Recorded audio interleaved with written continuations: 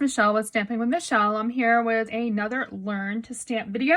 Today I am going to show you how to use your Simply Scored to create a background. If I tip this card into the light, hopefully you can see I've got these lines here that I have created, this little grid that I've created using my Simply Scored tool. So let's go ahead and get started. I am going to create my background on Sahara Sand cardstock. I'm going to bring in a piece of scrap paper and I'm going to do my stamping first. That way the score lines will be on top of the stamping, and it will, otherwise the stamping would be a little bit wonky. So I am using the new Art Gallery stamp set, which will be, or is in the January through June catalog.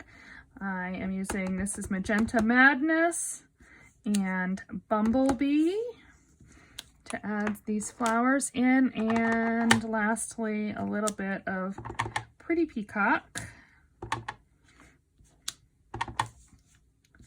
There.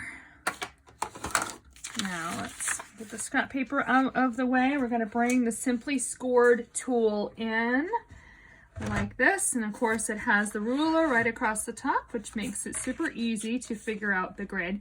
Now I want my lines, my score lines, if I bring the card back in, see how they're raised on the card? So I am going to flip this over upside down. And I want to do, along this long edge, I am going to do every 1/2 of an inch with my stylus. I'm going to use the bigger ball so it'll do a nice and deep impression, and I'm just going to run this every 1/2 of an inch all the way across the card.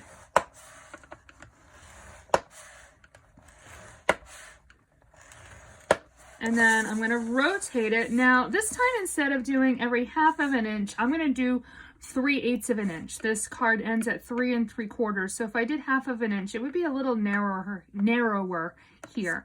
So if I do every 3/8 of an inch, it's actually going to space out nicely. So here's my 3/8, and then it is 6/8. 1, 2, 3, 1 1/8. 1, 2, 3 to 1 1/2. 1, 2, 3 to 1 7/8. 2, 3, 2 1/4. 1, 2, 3. I'm just gonna count all the way across. And one more. And there we go. You can see the grid on the back of the card. And when I flip it over, that's what it looks like on the front.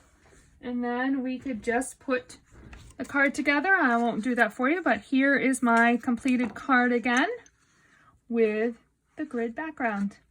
You can order any of these supplies by going to my website at www.michellebreton.com. Thanks a lot and have a great day.